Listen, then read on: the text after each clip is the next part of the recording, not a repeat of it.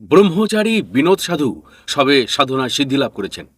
খালের ধারে নিবিড় জঙ্গলের মধ্যে কদম্ব বৃক্ষমূলের বেদিতে সেখানে আশ্রম হবে বলে একটি ছোট খড়ের ঘর অর্থাৎ তপস্থল তিনি বেঁধেছেন। সেখানে তার সঙ্গী নিশিকান্ত দত্ত ও আরও দুজন সেবক জনাচারেক মানুষ মুষ্টি ভিক্ষা করে তাদের উদরপূর্তির কাজটা করে থাকেন। সঙ্গে দু একজন গরিবও তার সাথে প্রসাদ পেয়ে থাকে। একদিন আশ্রমের ভাড়ার শূন্য, মুষ্টি ভিক্ষায় কিছু পাওয়া যায়নি। বিনোদ সাধু তখন মগ্ন ধ্যানে, অন্যরা টুকটাক কাজ করছে। দুপুরবেলা গড়িয়ে যাচ্ছে, এদিকে রান্নার কোনো তোড়জোড় নেই। বিনোদ সাধুকে নিশিকান্ত বললেন, সাধু, আজ আশ্রমে কিছু কিন্তু নেই, কি খাওয়া হবে? বারবার বলা সত্ত্বেও তিনি কোনো সাড়া দিলেন না। অনেকক্ষণ পরে বললেন, হবে ক্ষণ। এই বলে তিনি আবারও ধ্যানে মগ্ন হয়ে গেলেন। সকলেই তারা ছিলেন যুবক, তাদের খিদের জ্বালা নিবারণ করবে কি উপায়ে, সেই চিন্তায় তারা সবাই তখন ব্যস্ত। কিন্তু সাধুজি অর্থাৎ বিনোদ সাধু নির্বিকার। হঠাৎ দূরের গ্রামের দিক থেকে শোনা গেল খোল করতালের আওয়াজ। সেই আওয়াজ আস্তে আস্তে স্পষ্ট হতে লাগলো। যখন দেখা গেল তখন তাদের মনে হলো কীর্তনযোগে গ্রামবাসীরা বনদুর্গার দেবীর থানে পূজা দিতে যাচ্ছেন। কিন্তু না, তারা কীর্তন করতে করতে আশ্রমে এসে গেল। তারা হলেন গ্রামের কালীমোহন দাস ও তার পরিবারের লোকজন। বিনোদ সাধুর কাছে এসে তাঁরা কাঁদতে কাঁদতে বলতে লাগলেন, বাবা, আমার মনস্কামনা পূর্ণ করুন। 8 বছর হলো বিয়ে হয়েছে, কিন্তু কোনো সন্তান হয়নি। কৃপা করে আমায় আশীর্বাদ করুন, যেন সন্তানের মা হতে পারি। স্বপ্নে তারা যে সাধুকে দেখেছিলেন তাঁরই কাছে তারা তখন উপস্থিত হয়েছেন। অনেকক্ষণ পর বিনোদ সাধু তাঁর মাথায় হাত রাখলেন। তারা সকলে স্বস্তি পেলেন। তাদের সঙ্গে আনা ধামা ভর্তি ফল, মূল, খই, চিড়ে, মুড়ি, মুরকি, দই, মিষ্টি বিনোদ সাধুর চরণে তারা রেখে বললেন, এগুলি সাধু সেবার জন্য। তারা আশীর্বাদ নিয়ে আনন্দের সঙ্গে বাড়ি ফিরে গেলেন। সেই দিন সকালেই প্রসাদ খেয়ে উদ্বৃত্ত আরও কিছু থেকে গেল। এটাই ছিল সেদিনের সেই বিনোদ সাধুর অলৌকিক লীলা। নিশিকান্ত দত্ত মহাশয় সেদিন সাধুর দিকে তাকিয়ে অবাক হয়ে মনে মনে ভেবেছিলেন সাধুর আবাল্য কঠোর তপশ্চর্যার কথা, ছোটবেলা থেকে সংসারের প্রতি নিষ্প্রিয়তা, সদা ধ্যানের কথা, আত্মস্থ ভাবস্থ তাঁর স্বভাবের কথা। তাঁর ব্রহ্মনিষ্ঠার জন্যই আজ তিনি ব্রহ্মচারী বিনোদ সাধু। এই নিশিকান্ত ছিলেন ব্রহ্মচারীর অনন্য সেবক ও ছোটবেলা থেকেই তাঁর পার্শ্বচর। আশ্রমের গৃহনির্মাণ থেকে রান্না করা সমস্ত কাজ তিনি করতেন। যদিও তিনি বয়সে বড় ছিলেন, তবু সেবা পরিচর্যায় নির্ভরশীল ছিলেন। দত্তমশাই মানে বিনোদ সাধু নিশ্চিন্ত, তিনি ব্রহ্মচারীর অত্যন্ত প্রিয় পাত্র হয়ে উঠেছিলেন। 1919 সালে পূর্ব বাংলায় ভয়ঙ্কর ঘূর্ণিঝড়ের তাণ্ডবে বহু জায়গায় অসংখ্য মানুষ মারা যায়, লক্ষ লক্ষ মানুষ গৃহহারা হয়, হাজার হাজার গবাদি পশু জীবজন্তু মারা যায়। সোনার বাংলা শ্মশানে পরিণত হয়। অন্ন, বস্ত্র, ওষুধের জন্য হাহাকার ওঠে। ব্রহ্মচারী তখন বিনোদ সাধু নামে পরিচিত। মানুষের দুরবস্থা দেখে বিনোদ সাধুর প্রাণ বিচলিত হয়ে ওঠে। তার সহচর সেবকদের নিয়ে তিনি ঝাঁপিয়ে পড়লেন সেবা কার্যে। কিন্তু সাধুর সেবা কার্যের মূলধন তো মুষ্টি আদায়। স্টিমার, ট্রেনে, বাসে কৌটা নাচিয়ে আদায়, সে তো যৎসামান্য। যা আদায় হয় তাই দিয়ে তো ক্ষুধার্তের মুখে অন্ন, ওষুধপত্র, জামাকাপড় তাই দিতে লাগলেন। তার অসাধারণ কর্মনৈপুণ্য ও আন্তরিকতায় বিশিষ্ট জনেরা মুগ্ধ হয়ে গেলেন এবং তার পাশে এসে দাঁড়ালেন। কথায় আছে, মহৎ কাজে অর্থের কখনো অভাব হয় না। বিনোদ সাধু তার সহচর সেবকদের নিয়ে বিরাট সেবা কার্য করছেন। সেই সময় তিনি নিজে ম্যালেরিয়াতে আক্রান্ত হলেন। শরীরে প্রচণ্ড জ্বর, শুয়ে শুয়ে ভীষণভাবে কাতরাচ্ছেন। সেই অবস্থা দেখে এক ত্যাগী সহচরের মনে সংশয় জাগল, এ কেমন যোগী পুরুষ, সাধারণ মানুষের মতো রোগে ছটফট করছেন। সহচর সেবকের যখন মনে এই প্রশ্ন উঠল, তখনই বিনোদ সাধু সঙ্গে সঙ্গে সুস্থ মানুষের মতো উঠে বসে সেবকের উদ্দেশ্যে বললেন, মানুষ স্থূল শরীর ধারণ করলেই অসুস্থ হয়। সমস্ত মহাপুরুষের অসুখ হয়েছিল, তারাও অসুখে ভুগেছিলেন। এই কথা কটি বলে তিনি আবার শুয়ে পড়ে অসুখে কাতরাতে লাগলেন। যোগীরাজ গম্ভীর নাথজির সার্থক উত্তর সাধক বিনোদ ব্রহ্মচারী যোগ বিভূতি প্রকাশে আদৌ কিন্তু আগ্রহী ছিলেন না। তা সত্ত্বেও মাঝে মধ্যে তিনি তার শিষ্য সন্তানদের মনের গুহায় যে সংশয় সন্দেহ উকি দিত তা দূর করার জন্য, শিক্ষা দেওয়ার জন্য অলৌকিক শক্তি প্রয়োগে বাধ্য হতেন। ত্যাগী সহচরটি সেদিন এসব কথা শুনে ভাবতে লাগলেন, আমার মনের কথা বিনোদ সাধু জানলেন কিভাবে? তিনি সত্যিই শক্তির সাধনায় সিদ্ধিলাভ করে আত্মশক্তি বলেই বোধহয় মানুষের মনের কথা জানতে পারেন। এই সাধন শক্তিতে এই দুর্গম জায়গায় এত কম লোকে এত বড় সেবাকার্য তিনি চালাচ্ছেন। এই ভাবনা চিন্তা জাগ্রত রেখে চেষ্টা, যত্ন, উদ্যম, অধ্যাবসায় নিয়ে সেবক সারা জীবন তার সঙ্গী হয়ে অনাসক্তভাবে সেই বিনোদ সাধুর শ্রীচরণে আত্মসমর্পণ করে জীবন কাটিয়েছিলেন। বিনোদ সাধু বা প্রণবানন্দজি এই ব্যাপক সেবাকার্য আরম্ভ করেছিলেন। এই সেবাকার্যে স্বামী যোগানন্দজি নিযুক্ত হয়েছিলেন। তিনি কয়েকশো স্বেচ্ছাসেবকের নেতৃত্ব পদে ছিলেন। এই সেবাকার্যে তার দক্ষতা ছিল অপরিসীম। দুর্গত মানুষেরা তাকে বলতো স্বদেশী বাবু, কেউ কেউ বলতো মধুবাবু। দরিদ্র ভুভুক্ষ বিপন্ন মানুষদের জন্য তার অন্তর ছিল ঈশ্বরের মতো দরদে ভরা। বৈষয়িক সকল ব্যাপারেই তিনি ছিলেন আচার্যদেবের দক্ষিণ হস্ত। নমস্কার প্রিয় দর্শক, আমি সাধক অলৌকিক রহস্য ইউটিউব চ্যানেলের চন্দন চক্রবর্তী বলছি। আরও একটি নতুন ধরনের ভিডিওতে আজ আপনাদের সামনে আমি উপস্থিত হয়েছি। বিনোদ সাধু, বিনোদ ব্রহ্মচারী বা ভারত সেবাশ্রম সংঘের অন্যতম প্রতিষ্ঠাতা শ্রদ্ধেয় প্রণবানন্দজি মহারাজের জীবনের অলৌকিক বেশ কিছু ঘটনাকে নিয়ে।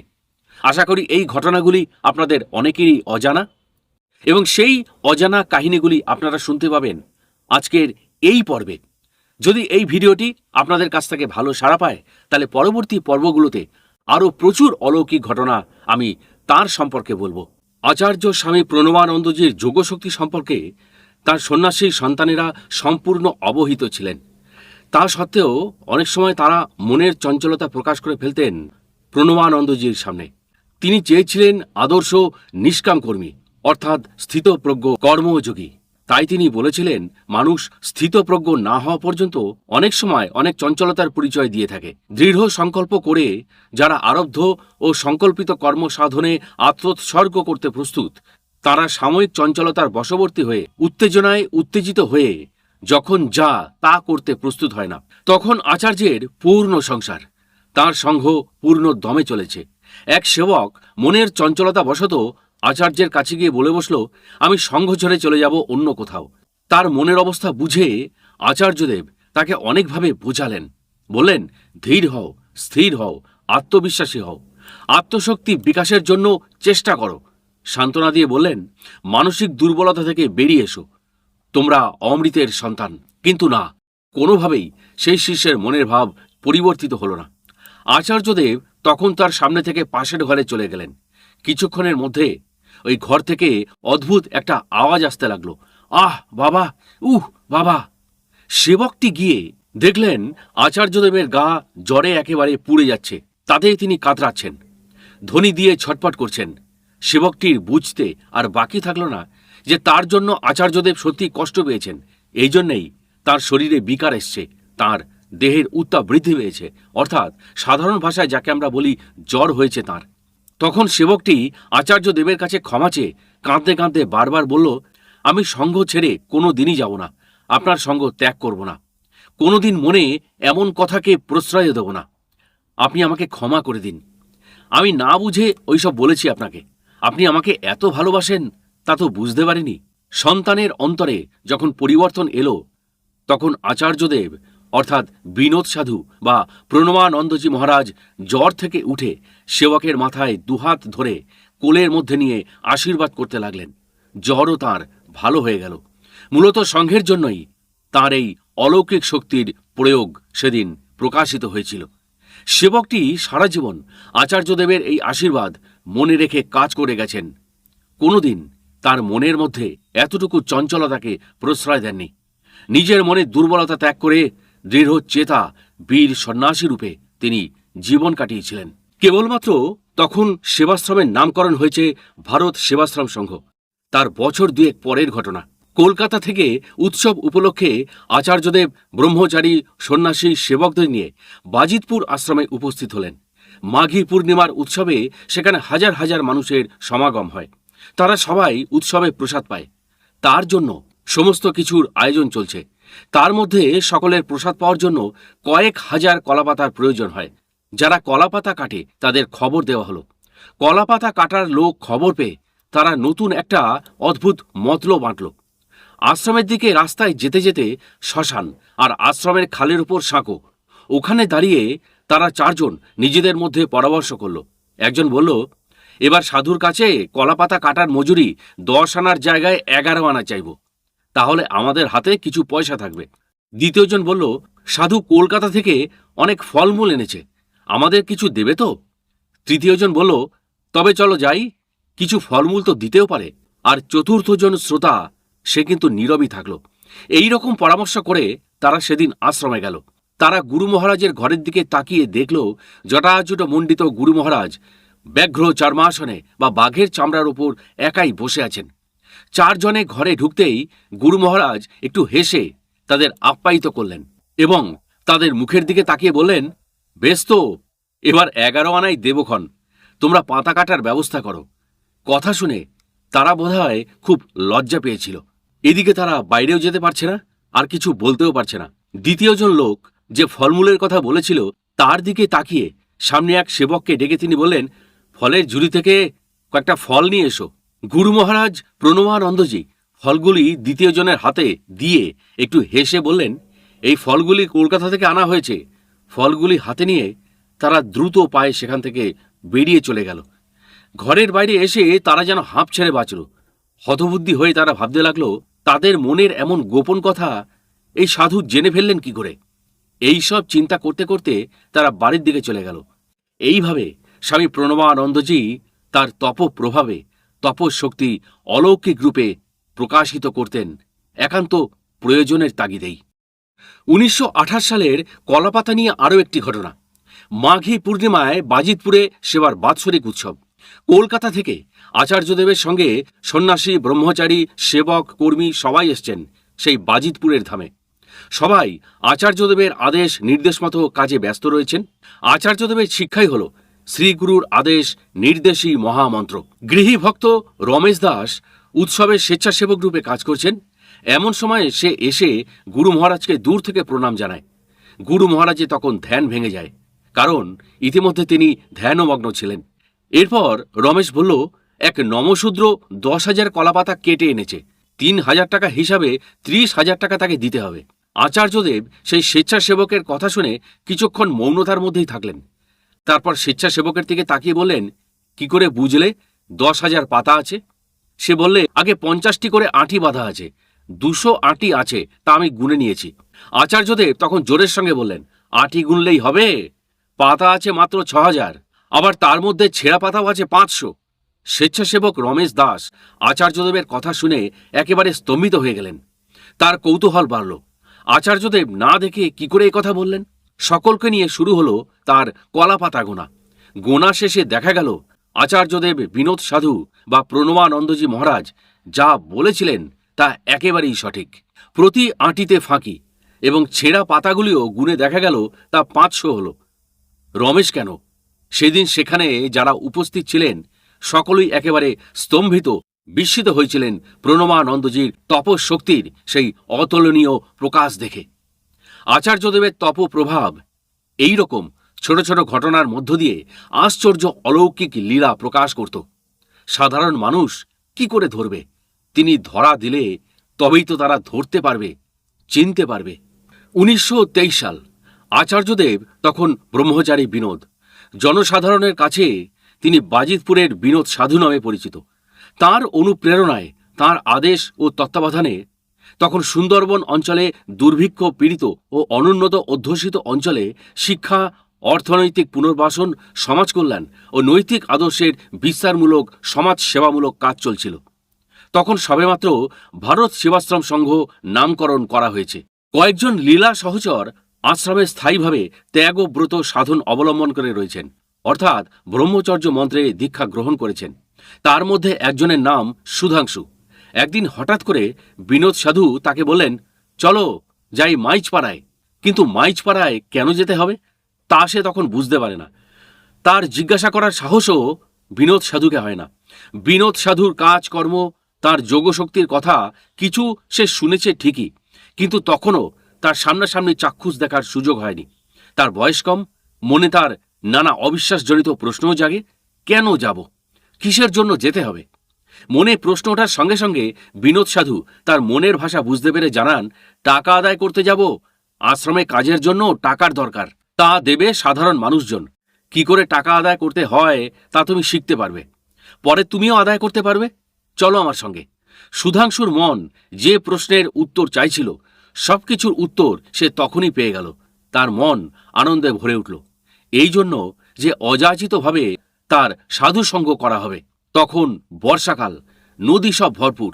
মাদারীপুর থেকে একটা ছোট্ট ডিঙি নৌকোতে করে মাঝি তাদের নিয়ে রওনা হলো গন্তব্য মাইচপাড়া।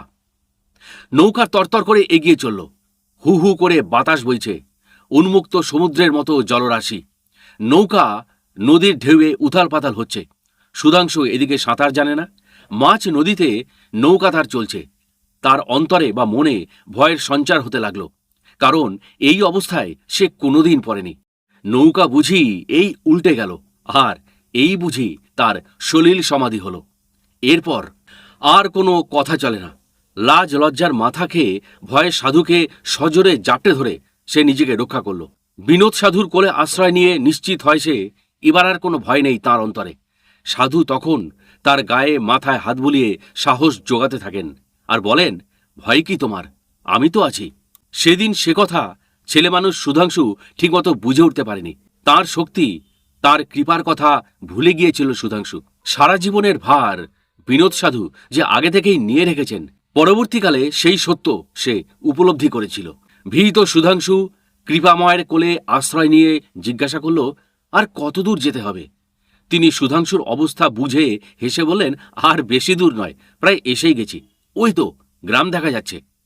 কিছুটা আশ্বস্ত হয় সুধাংশু, মৃত্যু ভয়ে তার কেটে যায়। স্বাভাবিক অবস্থায় ফিরতেই আশ্রয়দাতার অভয় আশ্বাস পেয়ে নির্ভয়ে আবার বোকা বোকা প্রশ্ন সে করল, আমরা যেখানে যাচ্ছি সেখানে কারা চাঁদা দেবে? কত টাকা আদায় হবে আমাদের? কেন তারা চাঁদা দেবে? বিনোদ সাধু বললেন, আমরা সাধারণ মানুষের কাছে যাব, প্রত্যেকের কাছে চাঁদা চাইব আমাদের সেবা কাজের জন্য। চাঁদা আদায় হবে 507 টাকা। যদি অত টাকা না হয়? বিনোদ সাধু বললেন, না না, তবে আমাদের চেষ্টা করতে হবে। এবার একটু গম্ভীর স্বরে বললেন, যা বললাম তাই হবে। গম্ভীর ভাব দেখে সুধাংশুর মনে একটু ভয় ভয় করতে লাগল। প্রশ্ন করতে সে আর সাহস পেল না। কিন্তু মন কি তার মানে? ভিতর ভিতর একটা চিন্তা কাজ করছে তার। কি করে জানলেন ঠিক এই পরিমাণ টাকাই আদায় হবে? মনের প্রশ্ন মনের ভেতর রেখেই সাধুকে অনুসরণ করতে লাগল সে। ডিঙি নৌকা নিয়ে বাড়ি বাড়ি গিয়ে বিনোদ সাধু তাদের কাছে সেবা কার্যের কথা বলে টাকা আদায় করার চেষ্টা করছেন। সবাই বিনোদ সাধুকে দেখে একটা ভক্তিভাব প্রকাশ করে, মনে হয় তাদের কতকালের চেনা সাধু বাবা। কিন্তু তাদের মধ্যে দান করার মানুষের সংখ্যা যে কম। অনেক চেষ্টা করেও টাকার পরিমাণ বলার চেয়ে কম আদায় হলো। সুধাংশুর মনে তখন সেই প্রশ্ন, যদি তিনি শক্তি সাধনায় সিদ্ধ পুরুষ হয়ে থাকেন, তবে আদায়কৃত টাকার অঙ্ক মিলল না কেন? সাধু কিছু বলছেন না। তখন তার একটু গম্ভীর ভাব। বিনোদ সাধু ওই অবস্থায় কাজ শেষ করে মাদারীপুর অভিমুখে রওনা দিলেন। নৌকাটি লোক বসতি ঘেঁষে ঘেঁষে আস্তে আস্তে চলছে। গ্রাম ছেড়ে যাবে এমন সময় দূর থেকে এক বৃদ্ধা বুড়িমার আওয়াজ, মাঝি ভাই, ও মাঝি ভাই, নাও থামাও, নাও থামাও। সাধুর কানে সেই শব্দ যেতেই তিনি মাঝিকে পাড়ে ভিড়তে বললেন। মাঝি নৌকা পাড়ে ভিড়ালো। বুড়িমা দৌড়তে দৌড়তে এসে হাঁপিয়ে গেছেন। তার হাতে একটা পুটলি। বললেন, সাধু বাবা, আমার এই সামান্য অর্থ আশ্রমের কাজে লাগলে ধন্য মনে করব। বিনোদ সাধু হাত জোর করে বুড়িমার থলিটি নিলেন।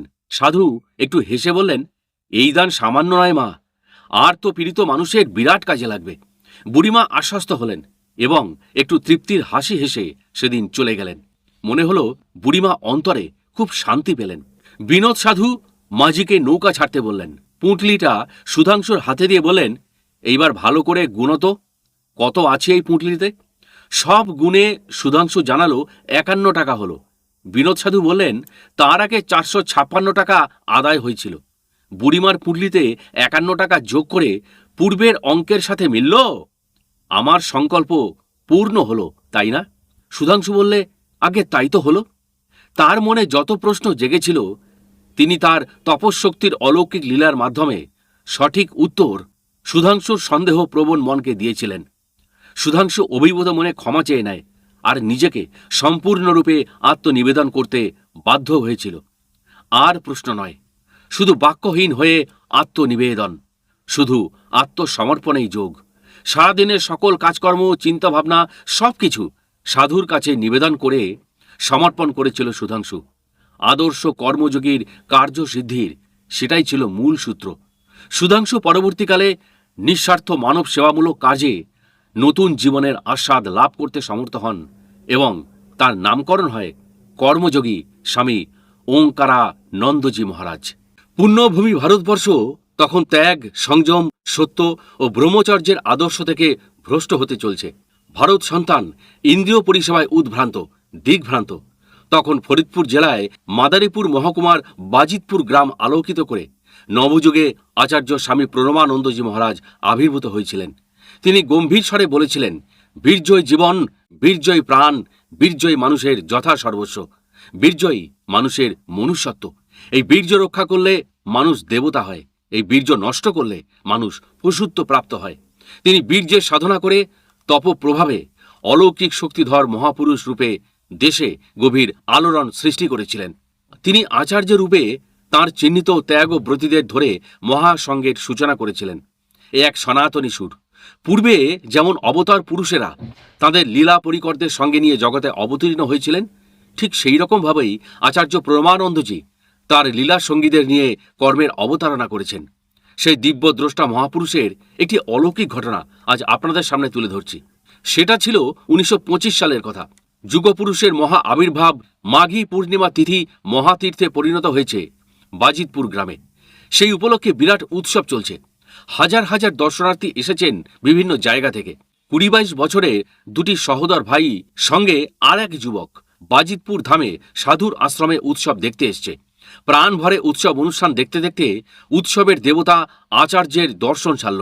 বড় ভাইয়ের নাম জিজ্ঞাসা করে জেনে নিলেন উৎসবের দেবতা। তিনি বললেন, সরোজ, তোমার সঙ্গে ছেলে দুটিকে সন্ধ্যার আগে বাড়ি পাঠিয়ে দাও, তোমার সঙ্গে আমার কথা আছে। সরোজ উৎসব দেবতার কথার মতো কাজ করল।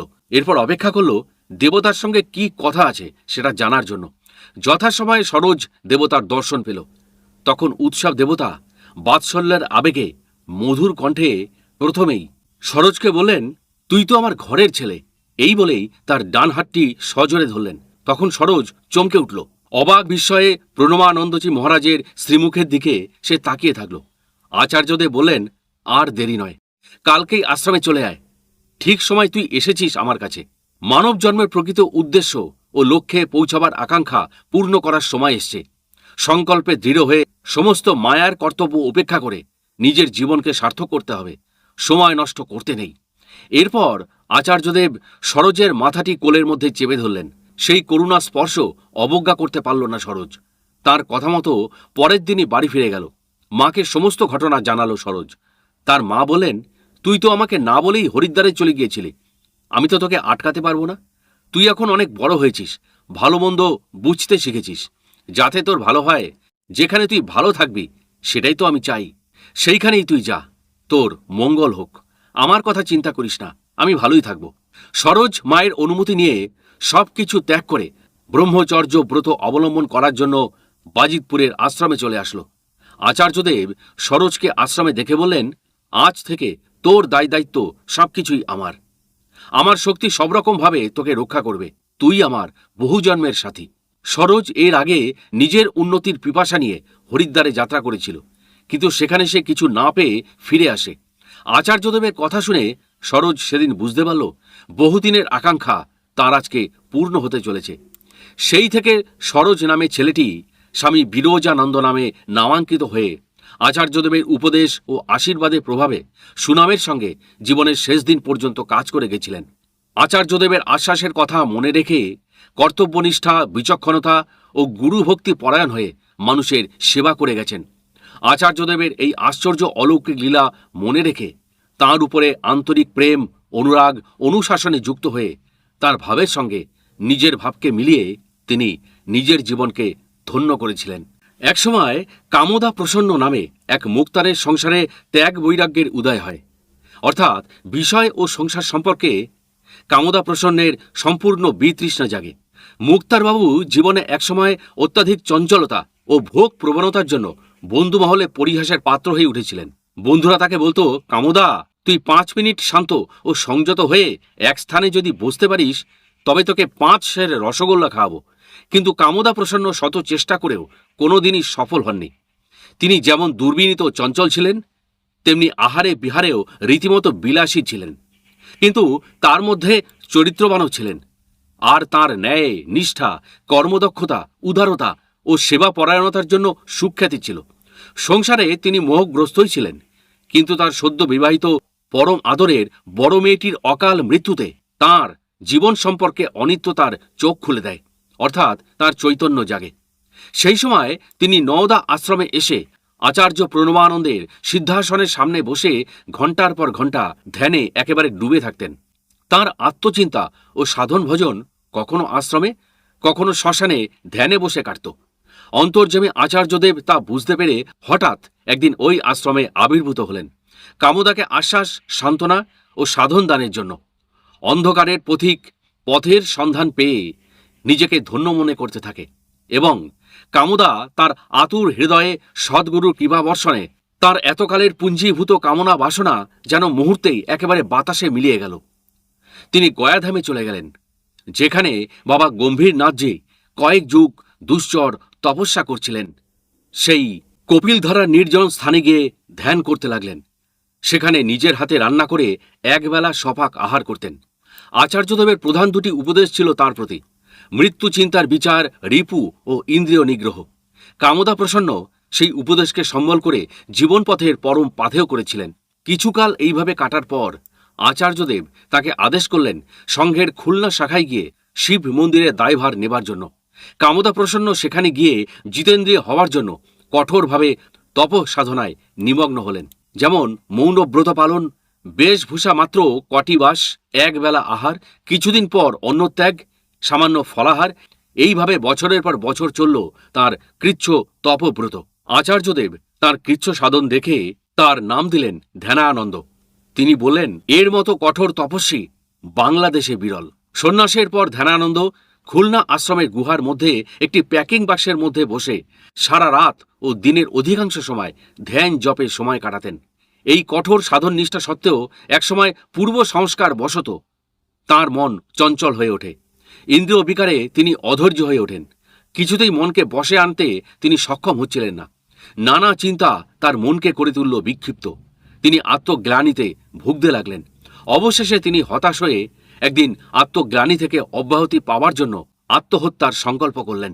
আত্মহত্যার জন্য ঠিক করলেন আচার্যদেবের বন্ধ কুটিরটাকে। এক গাছি দড়ি নিয়ে প্রবেশ করলেন, গলায় দড়ি দিয়ে আত্মহত্যা করবেন বলে। দড়ি প্রস্তুত করে গলায় দেবেন এমন সময় গুরু মহারাজ আচার্যদেব প্রণবানন্দজি যোগশক্তির প্রভাবে সেই ঘরটিতে আবির্ভূত হলেন। তিনি বরাভয় মূর্তিতে তাঁর প্রতি চেয়ে শান্ত ও গম্ভীর স্বরে তাকে বললেন, ধ্যানানন্দ, তুমি এ কি করতে উদ্যত হয়েছ? সাধন জীবনে এমন ইন্দ্রিয় চাঞ্চল্য ও নানা বাধাবিঘ্ন তো ঘটবেই, তাতে বিচলিত হবার তো কিছু নেই। এটা কোনো অস্বাভাবিক ব্যাপার নয়। তোমার মতো উন্নত সাধকের এই নিরাশ ভাব কেন আসবে?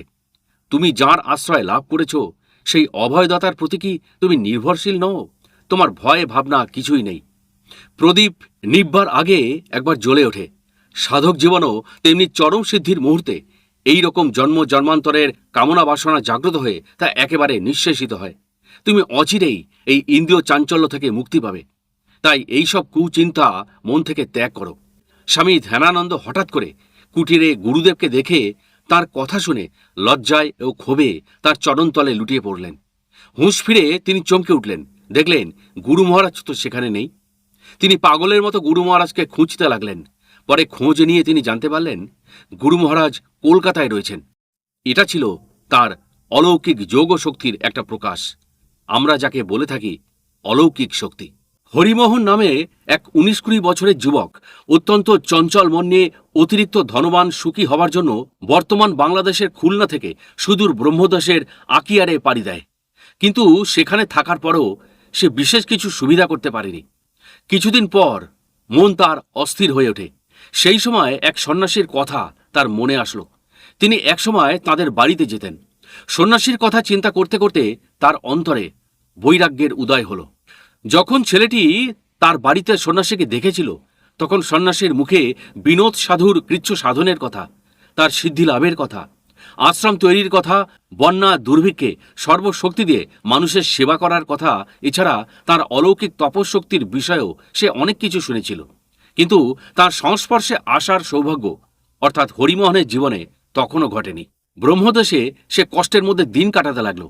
সেই সময় কেবলই বিনোদ সাধুর কথা তার মনে হতে লাগলো। বিষয় বাসনার প্রতি বিতৃষ্ণা তার জাগলো।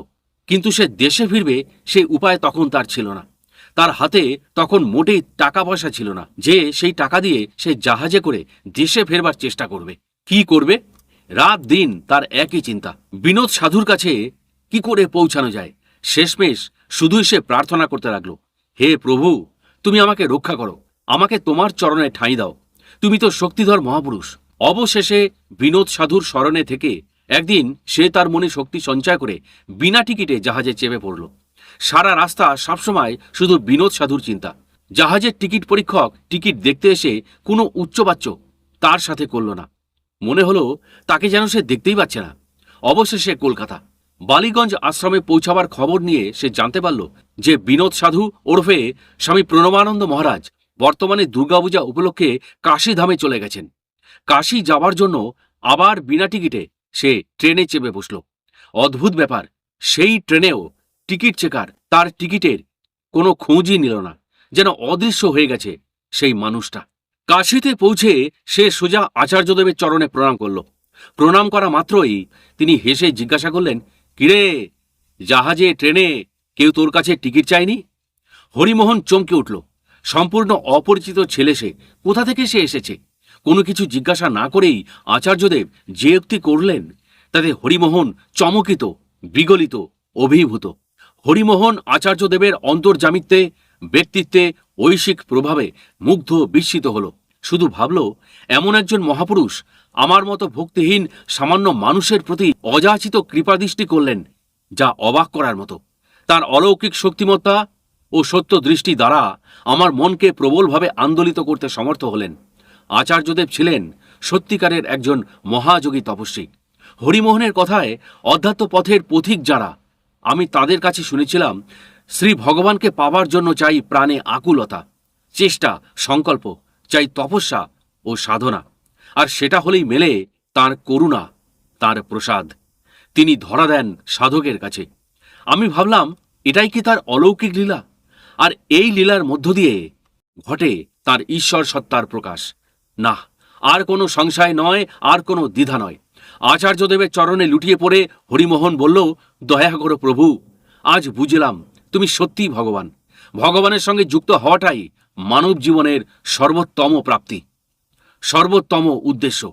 প্রভু, তুমি পথ দেখাও, আমাকে পথ নির্দেশ করো, আমায় দীক্ষা দাও।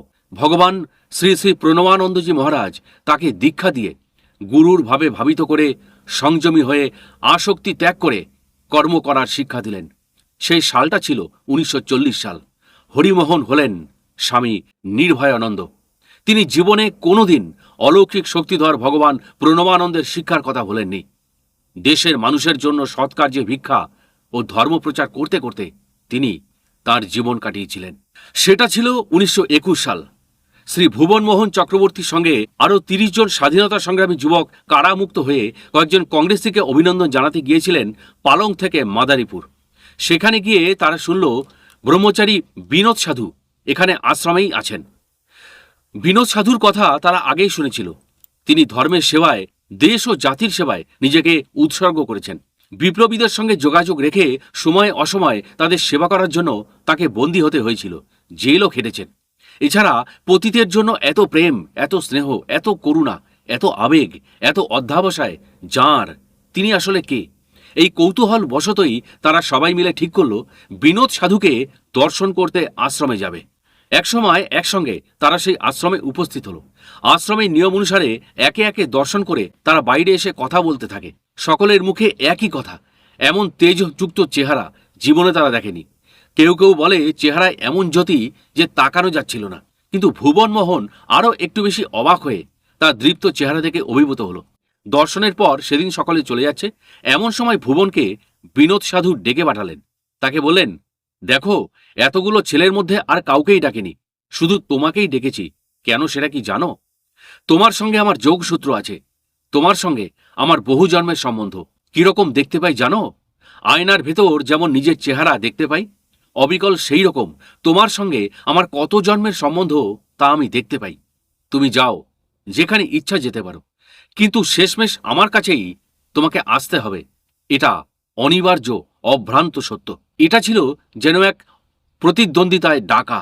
সেই সময় ভুবন এইসব কথার গুরুত্ব ঠিকমতো বুঝতে পারেনি, কারণ তার মন রাজনৈতিক উন্মাদনায় তখন মেতে উঠেছিল। ফরিদপুর জেলার পালং তখন স্বদেশী আন্দোলনের একটি কংগ্রেসের প্রধান কেন্দ্র ছিল। ব্রিটিশ সরকার তা জানতে পেরে কংগ্রেসের অফিস সিল করে দেয়। ধরপাকড়ও চলছিল। স্বদেশীরা সকলে এদিক সেদিক চলে গেল। ভুবন ঠিক করল পণ্ডিচেরিতে অরবিন্দের আশ্রমে চলে যাবে। কিন্তু ক্ষিতীশ চৌধুরীর সঙ্গে তার দেখা হয়। তিনি বললেন, পণ্ডিচেরি কেন? মাদারীপুরে এক যোগী আছেন, তার নাম ব্রহ্মচারী বিনোদ। তার কাছে গেলে তুমি শান্তি ও আনন্দ পাবে, তা একদম জোর দিয়ে বলতে পারি। এই ক্ষিতীশ চৌধুরী ব্রহ্মচারী বিনোদের আদর্শ মেনে জীবনকে পরিচালনা করত। পরে তিনি ব্রহ্মচারী বিনোদের সঙ্গে যোগ দেন। তখন তার নাম হয় স্বামী শুদ্ধানন্দজি মহারাজ। বিনোদ সাধুর কথা শুনতেই ভুবনের প্রথম সাক্ষাতের সব ঘটনা মনে পড়ে যায়। ভুবন আর কোনো কথা চিন্তা না করে মাদারীপুর আশ্রমে চলে যায়। কিন্তু বিনোদ সাধু তখন সুন্দরবন এলাকায় দুর্ভিক্ষ পীড়িত মানুষের সেবায় একেবারে ব্যস্ত রয়েছেন। ভুবন সেবাকেন্দ্রে গিয়ে যোগাযোগ করল। সেবাকেন্দ্রে কিছুদিন থেকে মানুষের সেবায় নিযুক্ত হলো, কিন্তু সাধুর সঙ্গে ঘনিষ্ঠতা তখনও তার হয়নি। সাধুর সেবাকেন্দ্র থেকে ভুবনকে তার পিতা ধরে নিয়ে বাড়ি চলে যান। পরবর্তী সময় বিনোদ সাধু চিঠি লিখে ভুবনকে ডেকে আনেন। উত্তরবঙ্গে তখন বন্যা, সেবা কার্যের জন্য এই সেবাকেন্দ্রে 1 বছর ধরে কাজ চলেছিল। ভুবন তারপর বাড়ি চলে যায়। কিছুদিন পর ভুবন আবার কলকাতায় গান শেখবার জন্য আসে। গান শেখার খরচ করার জন্য চাকরি করতে থাকে, কিন্তু থাকার তখনও সে জায়গা পায়নি। জায়গার খোঁজে এদিক ওদিক সে ঘুরতে থাকে। এমন সময় আবার যোগাযোগ হয় তার সাথে বিনোদ সাধুর। সাধু তখন আচার্য স্বামী প্রণবানন্দ হয়েছেন। তিনি বললেন, বাইরে চাকরি করবে কেন? আমার চারণ দলে গায়ক নেই। তুমি কিছুদিন এইখানে কাজ করো, পরে দেখা যাবে। আমি ইচ্ছা করলে তোমাকে ভালো চাকরি জোগাড় করে দিতে পারবো। তুমি আজই বিছানা নিয়ে চলে এসো। ভুবনের সেদিন কিন্তু একটা ভালো চাকরি মিলে গেল। ভুবন আচার্যদেবের চারণ দলের সঙ্গে ঘাড়ে হারমোনিয়াম নিয়ে রাস্তায় রাস্তায় গান করতে লাগলো। কোথায় ধর্ম, কোথায় সত্য, কোথায় পুণ্য, কোথায় দান, সুপ্ত দেব মহিমা যে আজি, লুপ্ত ভারতে আর্য প্রাণ। এই সব গান গেয়ে সাধুদের সঙ্গে ঘুরতে ঘুরতে ভুবন যুগ ভগবানের নিত্য দাস হয়ে গেল। এইভাবে কিছুদিন কাটার পর তার এমন ভালো লেগে গেল যে সে বলল, আমি এইভাবেই জীবন কাটাবো, সাধু হব না। অলৌকিক শক্তিধর আচার্য দেবের ভুবনের মনের খবর কিন্তু নখদর্পণে ছিল। তাই তিনি বললেন, তোকে সাধু হতে হবে না। কে তোকে বলেছে সাধু হতে? যোগী তার ইচ্ছাশক্তি ও ভাবের কথার সাথে চিহ্নিত সন্তানকে একটু অবজ্ঞাসূচক কথা বললেন। এতে ভুবনের দেহ, মনে, প্রাণে কিরকম যেন একটা শক্তি সঞ্চারিত হলো, যেন সর্বাঙ্গে বৈদ্যুতিক শক্তির বিকিরণ হলো। অমনি ভুবন বলে উঠল, না, আমি সাধু হব, আমি সাধু হবই। আচার্যদেব শয়ন অবস্থা থেকে লাফ দিয়ে উঠলেন, বললেন, এই তো সিংহের বাচ্চার মতো কথা। এই কথাটির জন্য আচার্যদেব অপেক্ষা করছিলেন। তিনি ক্ষেত্র প্রস্তুত দেখে বীজ বপন করলেন। তোকে আসতেই হবে। তবে তার জন্য কয়েক বছর সময় পেরিয়ে গেল। সন্ন্যাসের পর তার নাম হয়েছিল স্বামী ভূমানন্দ। এই ভূমানন্দজি আচার্যদেবের আশীর্বাদে ভজন সঙ্গীতে সংঘের শ্রেষ্ঠ সম্পদ হয়ে উঠেছিলেন। দেশ বিদেশের মানুষ তাঁর কণ্ঠে ভজন শুনে স্তম্ভিত হয়ে যেতেন। আচার্যদেব একসময় তাকে বলেছিলেন, তুই যা গাইবি মানুষ মুগ্ধ হয়ে শুনবে, চোখ বুজে গাইবি, যেন আমাকে গান শোনাচ্ছিস। অনেক বিখ্যাত গায়কও তার ভজনে মুগ্ধ হয়ে যেতেন। সালটা ছিল 1927। কলকাতা বিশ্ববিদ্যালয়ের MA ক্লাসের ছাত্র শ্রী দীনবন্ধুনাথ, বাড়ি চট্টগ্রাম, বর্তমান বাংলাদেশে। বিশ্ববিদ্যালয়ে পড়ার সময় আচার্য স্বামী প্রণবানন্দজির সাথে তার প্রথম সাক্ষাৎ হয়। প্রথম সাক্ষাতে আচার্যদেবকে তিনি প্রশ্ন করেছিলেন, ব্রহ্মচর্য রক্ষা করা কি সম্ভব? প্রাণপণ চেষ্টা করেও আমি বিফল হয়েছি। তিনি দৃঢ় আশ্বাস বাক্যে বললেন, নিশ্চয়ই সম্ভব, কেন হবে না? যখন তুমি আমার কাছে এসছো তখন অবশ্যই সম্ভব। ছাত্রটি ইতিহাসের ছাত্র ছিল, কিন্তু ধর্ম ও দর্শনের ওপর খুব বেশি অনুরাগ ছিল তার। পুরনো পুঁথিপত্র পড়ে সে জেনেছিল, আত্মতত্ত্ব ও ভগবতত্ত্ব সম্বন্ধে শুধু আলোচনায় মনের সংশয় দূর করা যায় না। তার জন্য চাই মহৎ সঙ্গ ও তাদের কৃপালাভ। অর্থাৎ গুরুশক্তির আনুকূল্য যতক্ষণ না আসছে ততক্ষণ সেই সত্যটি উপলব্ধি করা সম্ভব নয়। যিনি নিজের মন, বুদ্ধি, আত্মা ভগবানের কাছে সমর্পণ করেন, অর্থাৎ আত্মসমর্পণ করেন এবং লৌকিক সমস্ত সম্বন্ধ ত্যাগ করে ভগবানকে আপন ভাবেন, তিনিই একমাত্র তাঁর প্রিয় হন। আচার্যদেব ছাত্রটিকে দেখেই চিহ্নিত সন্তানদের একজন সেটা বুঝতে পেরেছিলেন। তাই প্রথম সাক্ষাতেই আত্মনিষ্ঠ সম্বন্ধে জ্ঞান দান করলেন। তারপর তাঁর যোগবল প্রয়োগ করে ছাত্রটির ব্রহ্মতালুতে করস্পর্শ দ্বারা তার দেহ, মন, প্রাণে শক্তি সঞ্চারিত করে দিলেন। সেই করস্পর্শে ছাত্রটির সর্বাঙ্গে শক্তির বিকিরণ ঘটে যায়। তাতেই ছাত্রটি বাহ্যজ্ঞান হারা হয়ে আত্মস্থ ভাবস্থ হয়ে পড়ে। তার জন্ম জন্মান্তরে যত ছিল অন্তর্জ্বালা সবই সেদিন যেন বিলীন হয়ে গেল। এর কিছুদিনের মধ্যেই ছাত্রটি বিশ্ববিদ্যালয়ের পাঠ চুকিয়ে সংঘে ত্যাগী সন্তানরূপে যোগদান করে। যোগদানের সময় আচার্যদেবের প্রতি প্রশ্ন রাখে, আমায় মুক্তি দেবেন? পরপর 3 বার একই প্রশ্ন, আর আচার্যদেব একই উত্তর দিয়ে গেলেন, আচ্ছা। তার মনে আর কোনো দ্বিধা দ্বন্দ্ব না রেখে দীনবন্ধু সন্ন্যাসব্রত ধারণ করলেন। তার নাম হল স্বামী পরমানন্দ। স্বামী পরমানন্দ আচার্যদেবের শক্তি পেয়ে তার অভয় আশ্বাসে তিনি যেমন কর্মদক্ষতায় স্বাক্ষর স্থাপন করেছেন, তেমনি শ্রীগুরুর আদেশ পালনেও তিনি অকুণ্ঠ চিত্ত ছিলেন। সমস্ত মান, অভিমান, বিদ্যা, বুদ্ধি, অহংকার শ্রীগুরুর চরণে সমর্পণ করে তিনি কৃচ্ছ সাধনের তপস্যা করেন। শ্রীগুরুর কৃপায় তিনি সঙ্গের ভাব ও আদর্শের প্রতিষ্ঠায় তার্কিক, সংশয়ী ও বেয়ারা কোনো ব্যক্তিত্বের সঙ্গে ঘণ্টার পর ঘণ্টা যুক্তিতর্ক প্রয়োগ করে প্রতিপক্ষকে নাস্তানুবোধ না করা পর্যন্ত শান্ত হতেন না। একদিন ভবিষ্যৎ বক্তা আচার্যদেব স্বামী পরমানন্দকে বললেন, পরমানন্দ, আজ বিকেল বেলার দিকে শীর্ণকায় একটি লোক গেটের সামনে এসে সংঘের ও সংঘ নেতার নামে নিন্দাবাদ করবে। তুই তার প্রতিবাদ করবি। মনে রাখবি, সংঘের নিন্দা ও গুরু নিন্দা শোনা পাপ। স্বামী পরমানন্দজি পরম বিশ্বাস বলে অপেক্ষায় থাকলেন বিকেল 4টের পর সেদিন কি হয়। আচার্যদেব যেমন বলেছিলেন ঠিক সেই সময় এক শীর্ণকায় অদ্ভুত চেহারা লোক এসে গেটের সামনে অশ্রাব্য ভাষায় সংঘের ও সংঘ নেতার নামে নানা নিন্দাবাদ করতে লাগল। স্বামী পরমানন্দ কোনো ভয় ভীতি না করে তার একেবারে মুখোমুখি হয়ে প্রতিবাদ করে তাকে বোঝাতে চাইলেন, কিন্তু চোরা না শোনে ধর্মের কাহিনী। স্বামীজি এরপর জোরালো ভাষায় প্রতিবাদ করে পুলিশকে খবর দেওয়ার ভয় দেখালেন। সেই সব শুনে অনেক লোক সেখানে ভিড় করে দাঁড়িয়ে পড়ল। আচার্যদেবের অন্যান্য সন্ন্যাসীরা পরমানন্দের এই ঘটনা দেখে দুশ্চিন্তায় ব্যতিব্যস্ত হয়ে পরমাশ্রয়ে সেই আচার্যদেবের কাছে গিয়ে দুশ্চিন্তার কথা বলতে লাগলেন। কিন্তু আচার্যদেব সেদিন সেখানে যেন কিছুই শুনতে পাচ্ছেন না, তিনি কিছুই জানেন না, এইরকম একটা ভাব করে থাকলেন। তখন সন্ন্যাসীরা তার সামনে থেকে আস্তে আস্তে সরে গেলেন। পথচারীরা দুর্মুখ ব্যক্তিকেই দোষী সাব্যস্ত করল। তখন লোকটি নিরুপায় হয়ে সেখান থেকে বিদায় নিল। আচার্যদেব স্বামীজির প্রতিবাদের প্রশংসা করে বললেন, বেশ করেছিস, অন্যায়কে প্রশ্রয় দেওয়াও মহাপাপ। আচার্য স্বামী প্রণবানন্দজি যখন ধর্ম প্রচারের জন্য বাইরে যেতেন তখন তার আগে একটি প্রচারক দলকে তিনি সেখানে পাঠিয়ে দিতেন। প্রচারক দল সেখানে গিয়ে প্রথমে বাসস্থান ঠিক করে সেখানে বৈদিক শান্তিযজ্ঞ, ভাষণ এবং আচার্যদেবের সিদ্ধাসন স্থাপন করে বীর ভাব ও দীপক পূজারতি করতেন। ভাষণের মধ্য দিয়ে উপস্থিত জনতাকে জানিয়ে দিতেন যে অমুক তারিখে আচার্য স্বামী প্রণবানন্দজি মহারাজ উপস্থিত থেকে সকল আগ্রহী মানুষকে উপদেশ ও দীক্ষাদান করবেন। ধর্ম বিষয়ে মানুষের মধ্যে একটা চেতনার সৃষ্টি করে দিতেন।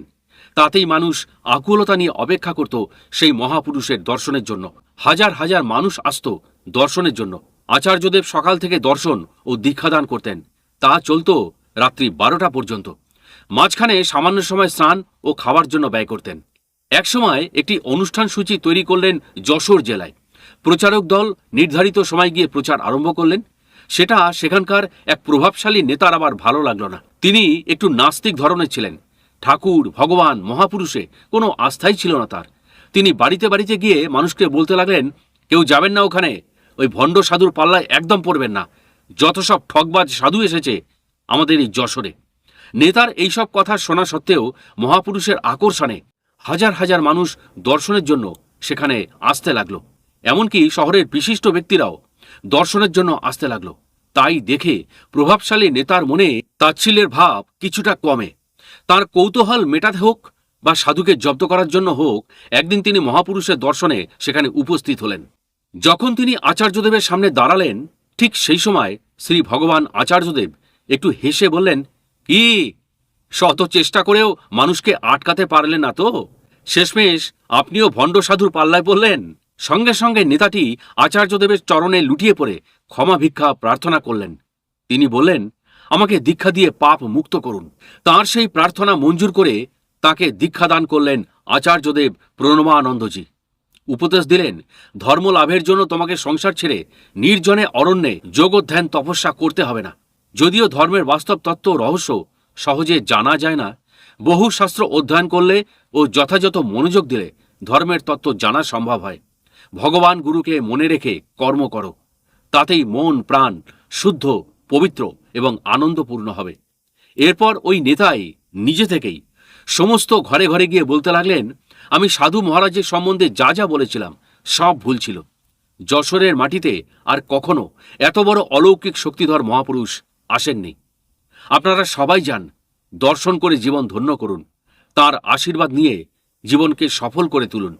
আমাদের মতো পাপী তাপী মানুষদের উদ্ধারের জন্যই তার আবির্ভাব ঘটেছে বাংলাদেশের এই যশোরে। আচার্য স্বামী প্রণবানন্দজি মহারাজ অত্যাধিক পরিশ্রমের ফলে কলকাতায় হঠাৎ একবার অসুস্থ হয়ে পড়েন। ডাক্তার পরামর্শ দিলেন বায়ু পরিবর্তন করা খুবই প্রয়োজন। সন্ন্যাসী সন্তানেরা তাকে বাইরে যেতে অনুরোধ করলে তিনি রাঁচি যেতে রাজি হলেন। সেবক সন্ন্যাসীরা খুবই খুশি হলেন। তোড়জোড় করে তাকে রাঁচি নিয়ে যাওয়া হলো। কিন্তু তিনি বিশ্রামের নাম করে নতুন নতুন জায়গায় সংঘের আদর্শ প্রচারের জন্য অনুষ্ঠান সূচি তৈরি করলেন। সেখানকার মানুষকে শান্তি সান্ত্বনা দানের জন্য মন করলেন। সেই খবর সন্ন্যাসীর সন্তানদের অজানায় ছিল।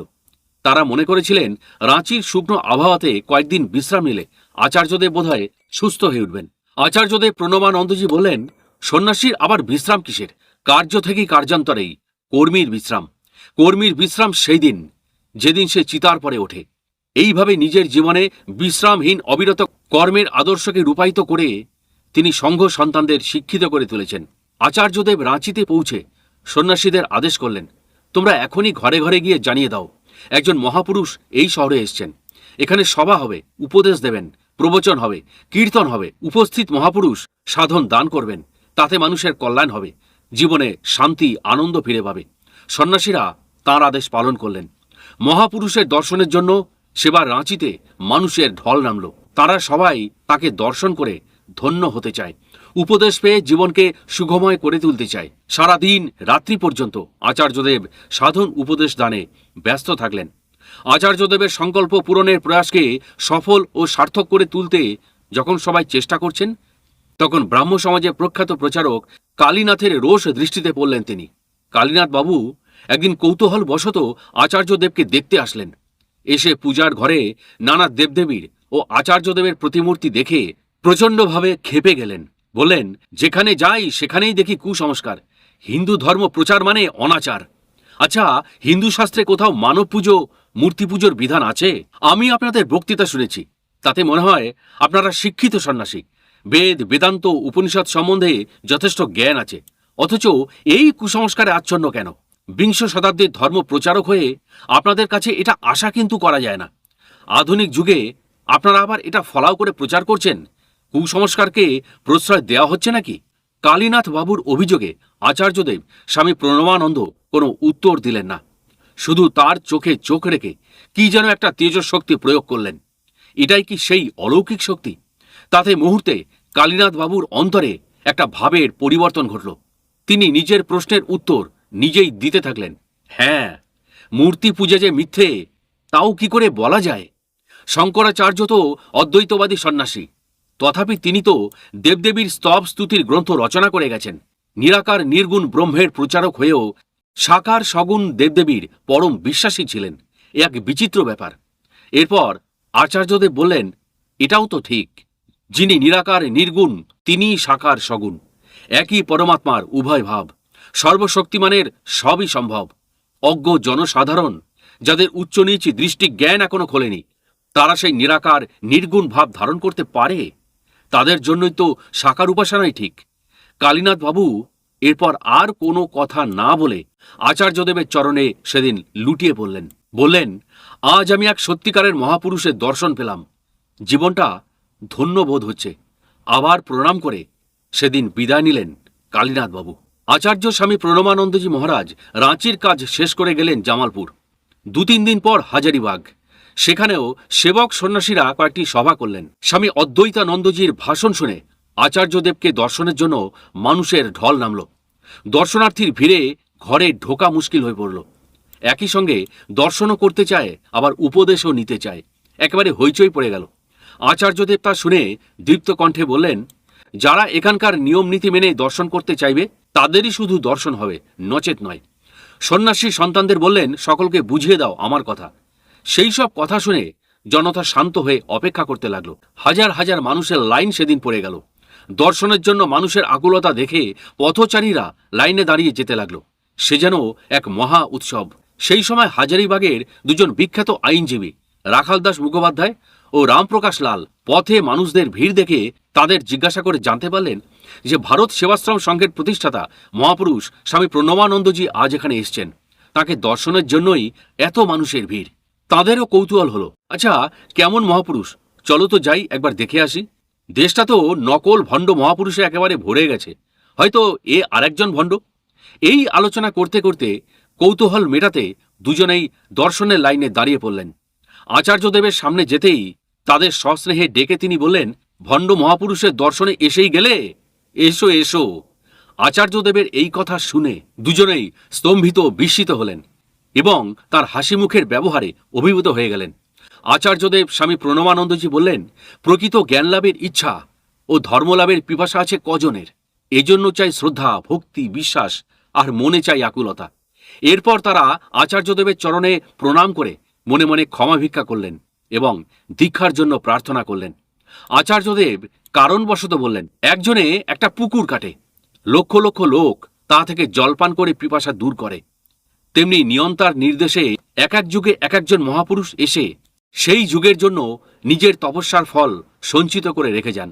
কোটি কোটি নরনারী সেই তপশক্তির সহায়তা পেয়ে থাকে। এই যুগের তপস্যা আমিই করে রেখেছি।